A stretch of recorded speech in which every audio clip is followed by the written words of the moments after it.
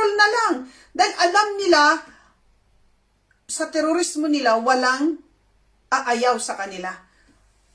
Imaginein mo, hayagan niyang sinabi, yes, we will control the oil of Venezuela indefinitely hanggat gusto nila sila magkukontrol. Sabi ni Trump, nag-post siya na siya daw ang acting president ng Venezuela. Nag-picture siya. So, nang tutrol na tong mga, wala na kasi talagang grabe na siguro sabi ko na ano na sana sila. Kasi mga ka-curious, kung matino ang pag-iisip nitong mga tao, siguro high sa sobrang kapangyarihan, dahil hindi, you are gaining enemies. Ano ang mararamdaman ng mga tao dyan sa mga bansa na sinasakop nila? Ano ang identity nila? Lupa nila yon.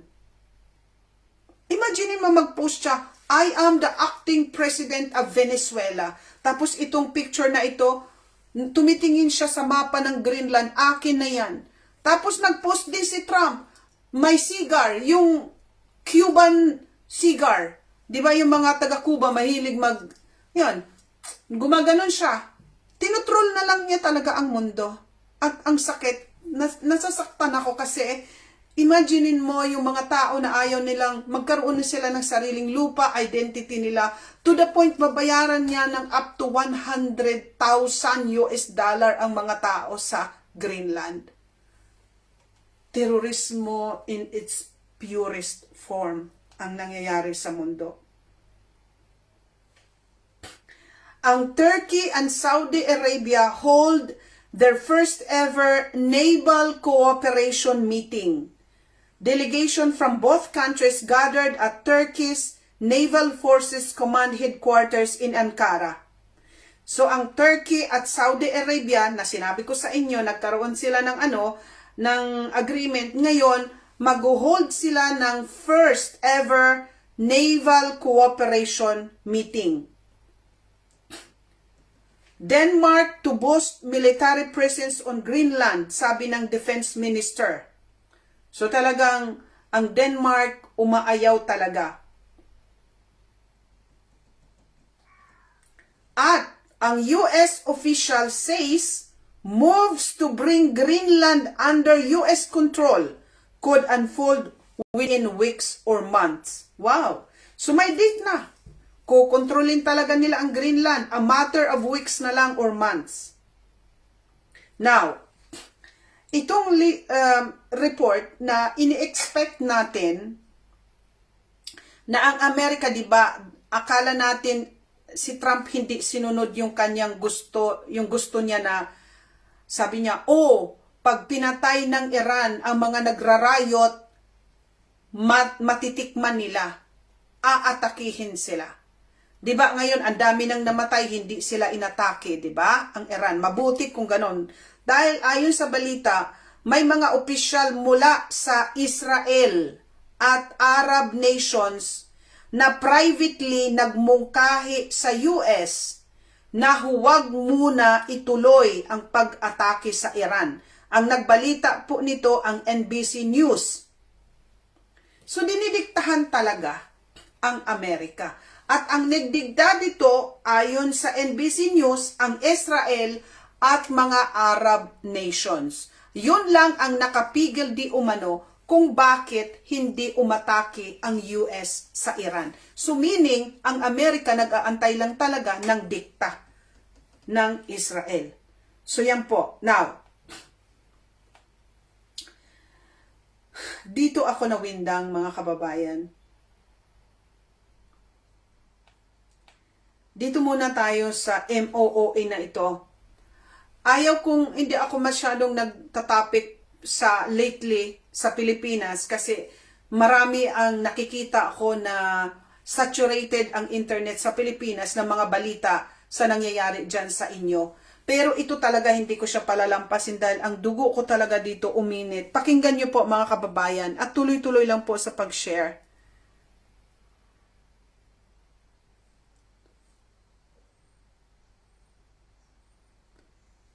Nako, hindi na naman pinabuksan. Bulisit na to, Ayan. So, ito po ay tungkol sa sa MOOE.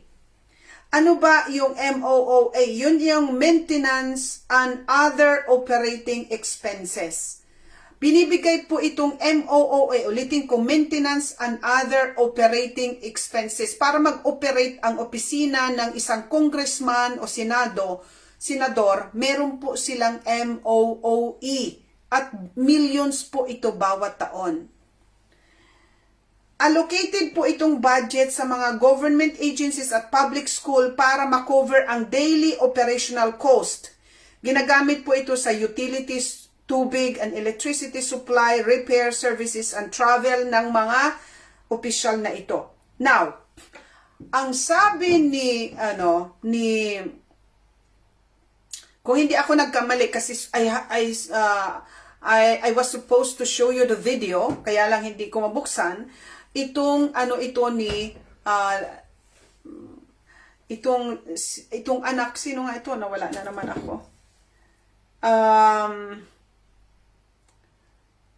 Itong nagbubulgar na bata na anak ni ano ba na to?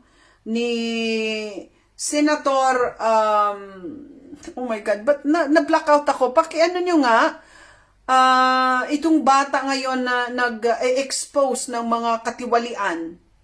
Okay, yung anak ni Lauren Legarda. Paki-message nyo nga mga kababayan. Nakalimutan ko talaga, na-blackout, totally blackout ang brain ko ngayon. Okay, anyway, in-interview siya, paki-comment, wala na, patay na rin ang internet natin, walang nagko-comment, walang galaw.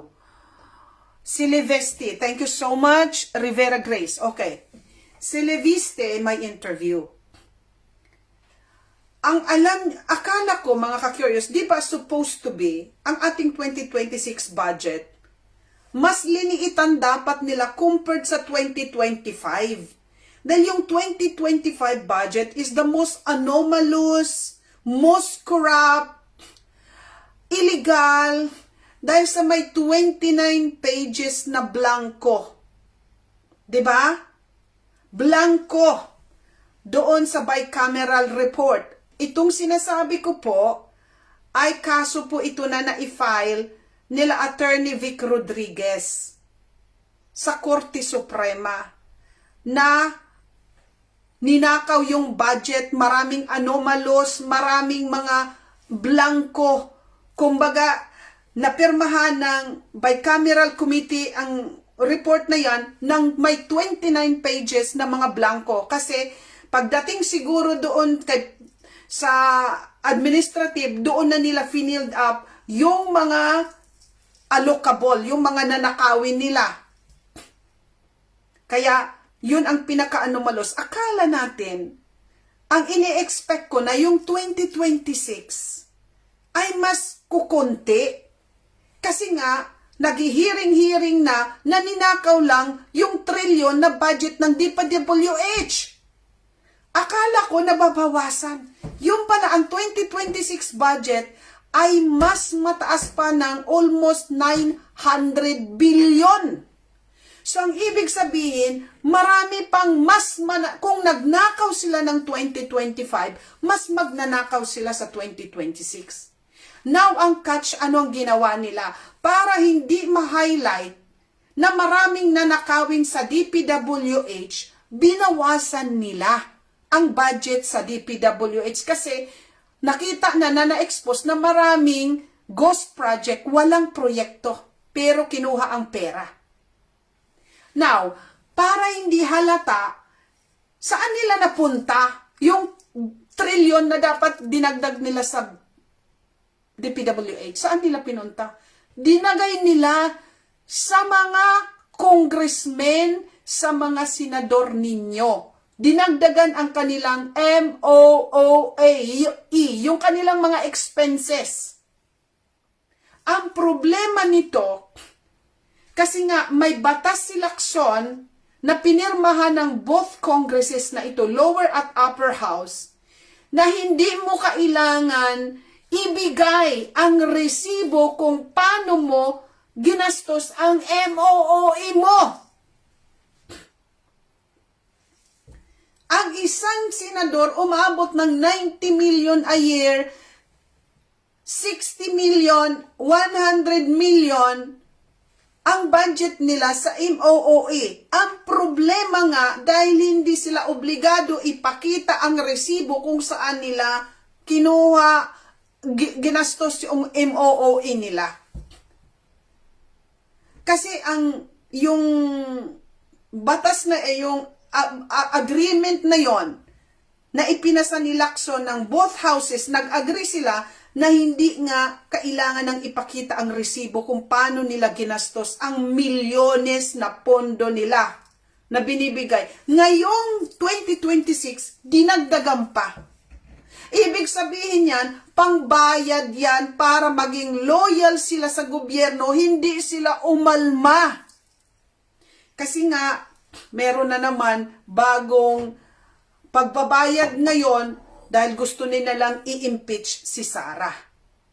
So ngayon, tahimik yan yung mga lower at upper houses na yan kasi nga dinagdagan na ang kanilang budget, yung kanilang MOOE. Who knows? Baka hindi nga nila ginagastos yun. Ilan na persento ang gagastusin nila doon sa mga milyones nila. Ang iba niyan, kung dinagdagan pa sila sa 2025 budget, yung kanilang dati ng MOOE, dinagdagan pa sila ngayon. Dahil yung supposed to be, na nandoon, inallocate nila sa DPWH, inalis nila this year. Kasi obvious na, dahil nakita na nga, naninanakaw yung pera natin, so ang ginawa nila, nilagay nila sa MOOE. Para walang trace, walang resibo, inubos nila yung kaba ng yung pera ninyo. So my God, sabi ko, I hate drugs. I hate drugs. Why? Kasi yung presidente ninyo ay nako, Diyos ko. Ayaw ko na. Babay na at masakit na ang ulo ko. Nag-high pitch ako mula umpisa ng this is not, alam mo, itong ginagawa ko, it really affects my mood, my everyday life. It makes me, wala kang makikita. I am trying to get some news na positibo na nangyayari sa mundo. Wala po talaga. Sa Pilipinas, my dear Lord, lalo na sa gobyerno ninyo. So, I don't know kung ano pa ang mangyayari na may, na hindi matuloy lahat itong mga kajijimonyohan na nangyayari. So dito na lang po mga kababayan, sayang naman po itong mga informations kung hindi ninyo isi-share sa iba. Dito na, by the way, bago ko makalimutan, gusto ko magpasalamat nga pala sa nagbigay ng stars, yung nakaka-appreciate sa ginagawa, puyat ko, yung ating last video, yung nagbigay po.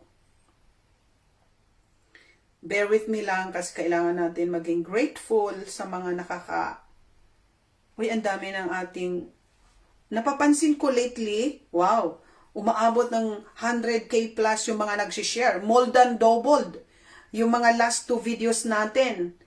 Rachel Lucas, 100 star, Ma'am Rachel, sana gumaling po kayo. Ma'am Elsie Santiago, maraming salamat po. Inday Flor Gamao, Ma'am Inday Flor, thank you so much. Ayan po. At yung mga nagbigay ng stars ngayon, nakikita ko meron. Pasasalamatan ko po kayo next time. Okay? Yung mga subscriber, pwede po kayo. Yung mga hindi alam, kasi may nga palang nagtatanong. Nakakita kayo, sabi ng iba, paano daw maglagay? Dito sa live, andito may star. Ayan star. Pindutin lang po yan. Kung gusto nyo magbigay, ayan send a gift. Ayan. Doon sa live mismo na nakalagay my star. And then meron dito subscribe. Pwede rin. Ayan pwede kayong mag-subscribe. Konti lang yan. Wala pang kalahati wala pang kape sa isang buwan. Wala pang amount ng kafe. Ayan heart. Pwede kayong mag-subscribe at my stars. Pwede kayong magbigay. Yung stars, konti lang yon, wala pang 0.52 lang, wala pang sintabo. Kalahati lang ng sintabo ang isang star. May sintabo pa ga? May sintabo pa ba ngayon, mga kababayan?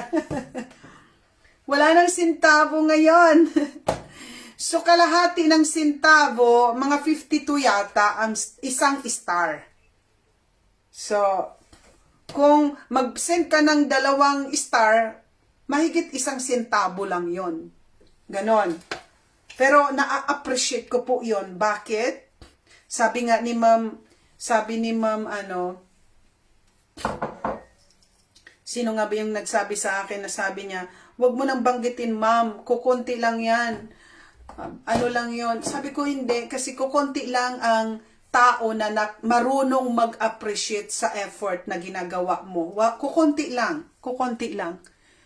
So, nag-a-appreciate ko po yung mga taong nag-share ng kanilang dahil na-appreciate nila yung ginagawa ko. So, dito na lang po, mga kababayan, again, pasalamatan ko po paulit-ulit yung mga nagtatag na nag-e-effort maglagay ng mga pangalan. Isa-isa, sila Ma'am Allen, si Ma'am Neneng, sila Ma'am Annie, sila Ma'am Choco Mark, si Ma'am Venice, si Ma'am Vilma Agustin. Naku, pag may makalimutan ako, magalit kayo. Huwag kayong magalit ha. Lalo na ngayong araw na to, hindi ko maisip talaga kahit Ultimo Silvestre, hindi ko maalala. So, alam na ng Diyos. As I have said, tulong niyo po ito sa iba. Kayo na po ang Diyos na po ang bahala magbigay ng reward sa inyo. Okay? Kasi pareho po tayo lahat dito nagkakawang gawa. Dito na lang po, again, sharing good things is caring. Bye. Thank you so much. Bye-bye.